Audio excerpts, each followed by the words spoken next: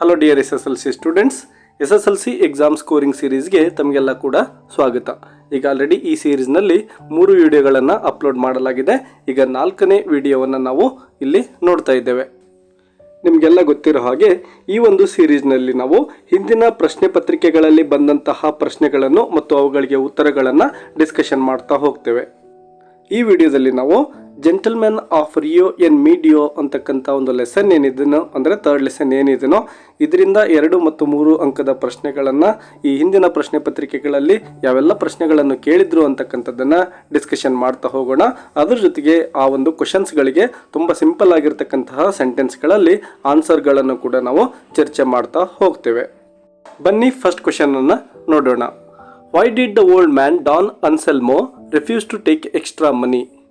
Don Anselmo ಯಾಕೆ extra ಮನಿಯನ್ನು ತೆಗೆದುಕೊಳ್ಳಲಿಕ್ಕೆ ನಿರಾಕರಿಸ್ತಾನೆ ಅಂತಕ್ಕಂಥದ್ದನ್ನು 2 ಅಂಕಗಳಿಗೆ ಹಿಂದಿನ ಪ್ರಶ್ನೆ ಪತ್ರಿಕೆಗಳಲ್ಲಿ ಕೇಳಿದ್ದಾರೆ. ಇದರ ಒಂದು ಆನ್ಸರನ್ನು ನೋಡಿ.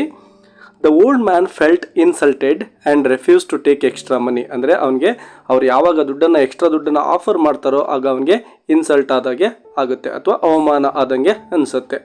He was the man of principles. ಅಂದರೆ ಕೆಲವೊಂದಿಷ್ಟು ಸಿದ್ಧಾಂತಗಳನ್ನು ಅವನು ಫಾಲೋ ಮಾಡ್ತಾ ಇರ್ತಾನೆ, ಅಂದರೆ ಮೌಲ್ಯಗಳನ್ನು ಅಳವಡಿಸ್ಕೊಂಡಿರ್ತಾನೆ, ಅವುಗಳನ್ನು ಬಿಟ್ಟು ಅವನು ಬದುಕಲಿಕ್ಕೆ ರೆಡಿ ಇರೋದಿಲ್ಲ. So according to him it was not fair to accept more money than agreed before. ಅಂದರೆ ಏನು ಮೊದಲಿಗೆ ಅವನು ಒಂದಿಷ್ಟು ಅಮೌಂಟ್ಗೆ ಅಂತೇಳಿ ಒಪ್ಕೊಂಡಿರ್ತಾನೋ ಅದನ್ನು ಬಿಟ್ಟು ಎಕ್ಸ್ಟ್ರಾ ತೊಗೊಂಡ್ರೆ ನನಗೆ ಅದು ಅವಮಾನ ಅಂತೇಳಿ ಅವನು ಥಿಂಕ್ ಮಾಡ್ತಾ ಇರ್ತಾನೆ. So he refuses to take extra money. ಹಾಗಾಗಿನೇ ಅವನು ಎಕ್ಸ್ಟ್ರಾ ಮನಿಯನ್ನು ತೆಗೆದುಕೊಳ್ಳೋದಿಲ್ಲ. Second question. How can you say that Americans were generous in their ways? ಅಂದರೆ ಆ ಅಮೇರಿಕನ್ಸ್ ಏನಿದ್ರು ಅವರು ತಮ್ಮದೇ ಆಗಿರ್ತಕ್ಕಂಥ ಒಂದು ಮಾರ್ಗದಲ್ಲಿ ಯಾವ ರೀತಿ ಜನರಸ್ ಅಥವಾ ಉದಾರಿಗಳಾಗಿದ್ರು ಅಂತೇಳಿ ಕ್ವಶನನ್ನು ಕೇಳಿದ್ದಾರೆ. ಇದನ್ನು ಕೂಡ 2 ಮಾರ್ಕ್ಸ್ಗೆ ಕೇಳಿದ್ದಾರೆ. ಆನ್ಸರನ್ನು ನೋಡಿ. When the Americans came to know that Don Anselmo's land measured more than 8 acres, they were willing to pay Don double amount. ಅವ್ರಿಗೆ ಆ ಒಂದು ಡಾನ್ ಅನ್ಸೆಲ್ಮೋನ ಒಂದು ಲ್ಯಾಂಡ್ ಏನಿರುತ್ತೋ, ಜಮೀನು ಏನಿರುತ್ತೋ ಅದನ್ನು ಅವರು ಪರ್ಚೇಸ್ ಮಾಡಿರ್ತಾರೆ ಮತ್ತು ಅವರು 8 ಎಕರೆ ಇದೆ ಅಂತೇಳಿ ಅದನ್ನು ಪರ್ಚೇಸ್ ಮಾಡಿರ್ತಾರೆ. ಬಟ್ ಅದನ್ನು ಯಾವಾಗ ಅಳತೆ ಮಾಡಲಾಗುತ್ತೋ ಆಗ ಅದು ಡಬಲ್ ಇರುತ್ತೆ, ಅಂದರೆ 16 ಏಕರ್ಗಳಷ್ಟು ಇರುತ್ತೆ. When Don Anselmo said that the trees in the orchard did not belong to him but to the children, they instead of taking legal action bought the trees individually from Don Anselmo's descendants. ನೋಡಿ, ಇನ್ನೊಂದು ಅವರ ಒಂದು ಔದಾರ್ಯವನ್ನು ತೋರಿಸ್ತಕ್ಕಂಥ ಘಟನೆ ಏನಪ್ಪ ಅಂದರೆ, ಯಾವಾಗ Don Anselmo ಆ ಒಂದು ಲ್ಯಾಂಡನ್ನು ಮಾರ್ತಾನೋ ಆ ಒಂದು ಲ್ಯಾಂಡಲ್ಲಿರ್ತಕ್ಕಂಥ ಒಂದು ಆರ್ಚಾರ್ಡ್ ಅಥವಾ ಆ ಒಂದು ತೋಟ ಏನಿತ್ತೋ ಆ ಗಿಡಗಳೇನಿದ್ವೋ ಅವು ನನಗೆ ಸಂಬಂಧಪಟ್ಟಿದ್ವಲ್ಲ, ಅವು ಮಕ್ಕಳಿಗೆ ಸಂಬಂಧಪಟ್ಟಿದ್ವು ಅಂತ ಹೇಳಿದಾಗಲೂ ಕೂಡ ಅವರು ಕೋಪ ಮಾಡ್ಕೊಳ್ದೇನೆ, ಯಾವುದೇ ಒಂದು ಲೀಗಲ್ ಆ್ಯಕ್ಷನನ್ನು ತೆಗೆದುಕೊಳ್ದೇನೆ ಏನು ಮಾಡ್ತಾರೆ ಅಂದರೆ ಆ ಒಂದು ವ್ಯಕ್ತಿಗಳಿಂದ ಅಂದರೆ ಯಾವೆಲ್ಲ ಗಿಡಗಳು ಯಾರಿಗೆ ಸೇರಿದ್ವೋ ಅವರಿಂದ ಒಂದೊಂದಾಗಿ ಆ ಒಂದು ಗಿಡಗಳನ್ನು ಕೊಂಡ್ಕೊಳ್ತಾರೆ. ಇವೆರಡೂ ಇನ್ಸಿಡೆಂಟ್ಸ್ಗಳು ಕೂಡ ಅವರ ಒಂದು ಜನರಾಸಿಟಿಯನ್ನು ತೋರಿಸ್ತವೆ. ಥರ್ಡ್ ಕ್ವೆಶನ್ ನೋಡಿ.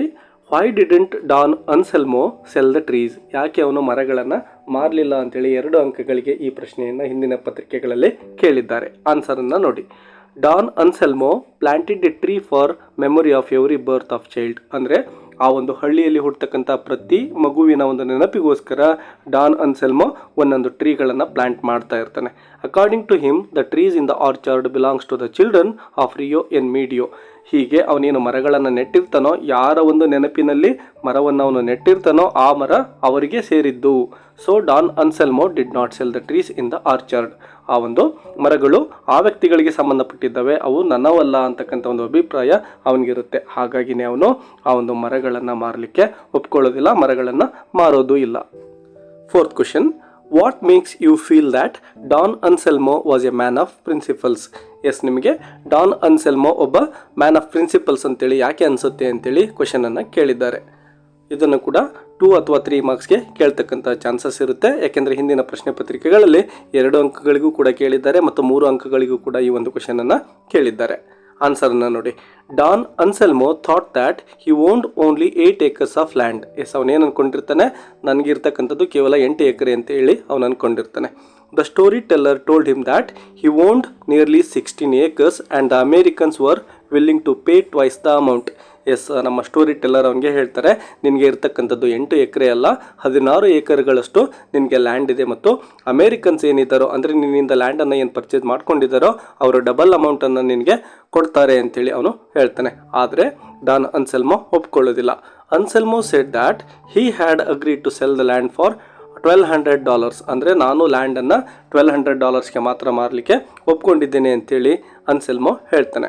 And he would not take more than that, ಅದಕ್ಕಿಂತ ಒಂದು ಪೈಸೆಯನ್ನು ಕೂಡ ನಾನು ಜಾಸ್ತಿ ತಗೊಳ್ಳೋದಿಲ್ಲ ಅಂತೇಳಿ ಖಂಡಿತವಾಗಿ ಅವನು ಹೇಳ್ತಾನೆ.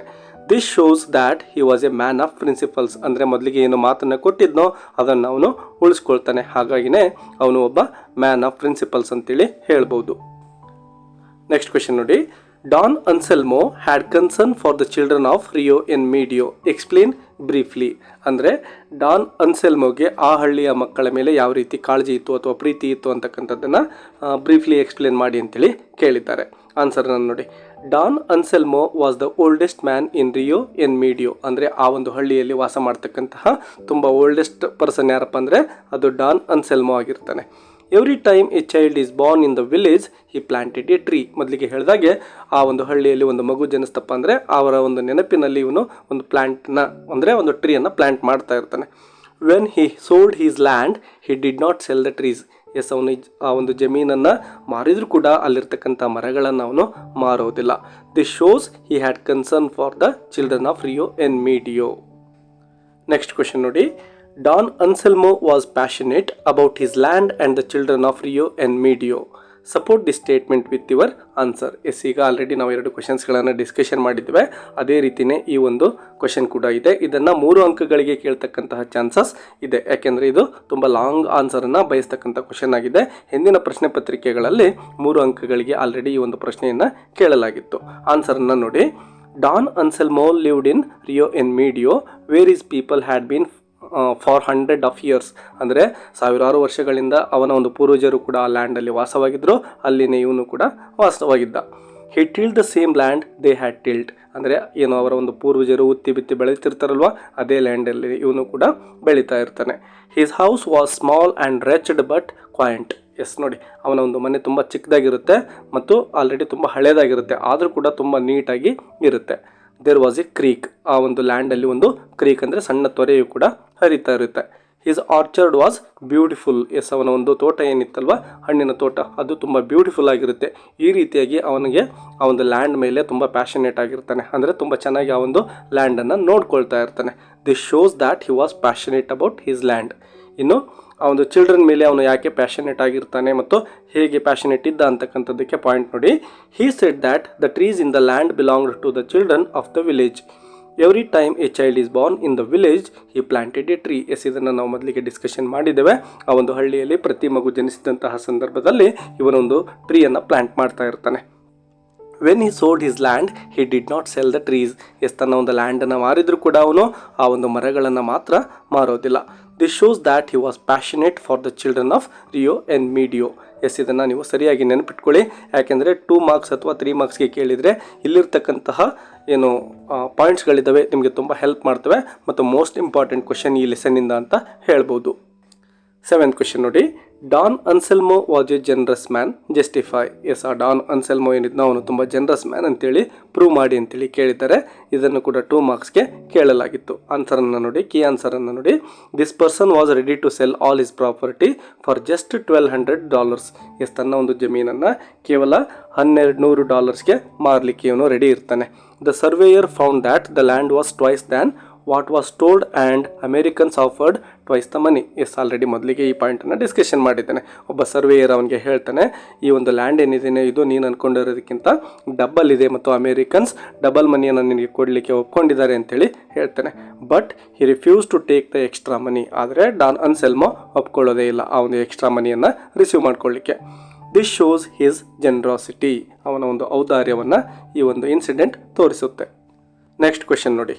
Don Anselmo and Americans were generous in their own ways. Yes, Don Anselmo ಮತ್ತು ಅಮೇರಿಕನ್ಸ್ ಏನಿದ್ರು ಅವರು ತಮ್ಮದೇ ಆಗಿರ್ತಕ್ಕಂಥ ಒಂದು ವೇದಲ್ಲಿ ಜನರಸ್ ಆಗಿದ್ದರು, ಅದನ್ನು ಜಸ್ಟಿಫೈ ಮಾಡಿ ಅಂತೇಳಿ ಕೇಳಿದ್ದಾರೆ. ಇದನ್ನು ಕೂಡ 2 ಅಥವಾ 3 marksಗೆ ಕೇಳ್ತಾರೆ. ಹಿಂದಿನ ಪ್ರಶ್ನೆ ಪತ್ರಿಕೆಗಳಲ್ಲಿ 3 ಅಂಕಗಳಿಗೆ ಆಲ್ರೆಡಿ ಇದನ್ನು ಕೇಳಲಾಗಿತ್ತು. ಆನ್ಸರನ್ನು ನೋಡಿ. ಆಲ್ರೆಡಿ ಈಗ ಮೇಲ್ಗಡೆ ಡಿಸ್ಕಷನ್ ಏನು ಮಾಡಿದ್ದೆವೋ ಅವೇ ಪಾಯಿಂಟ್ಸ್ಗಳೇ ಇಲ್ಲೂ ಕೂಡ ಬರ್ತವೆ. Don sold his property to the Americans for $1,200. Yes, ಮೊದಲಿಗೆ ಹೇಳಿದಾಗೆ $1,200ಗೆ ತನ್ನ ಒಂದು ಲ್ಯಾಂಡನ್ನು ಅವನು ಸೇಲ್ ಮಾಡಿರ್ತಾನೆ. The Americans offered him almost double amount for the additional land. ಅಂದರೆ ಆ ಒಂದು ಹೆಚ್ಚಿನ ಒಂದು ಜಮೀನು ಏನಿತ್ತು ಅದಕ್ಕೆ ಅವರು ಡಬಲ್ ಅಮೌಂಟನ್ನು ಕೊಡಲಿಕ್ಕೆ ರೆಡಿ ಇರ್ತಾರೆ. ಅಂದರೆ $1200 ಏನು ಒಪ್ಕೊಂಡಿದ್ರು, ಈಗ 2400 ಕೊಡಲಿಕ್ಕೆ ಅವರು ಒಪ್ಕೊಂಡಿರ್ತಾರೆ.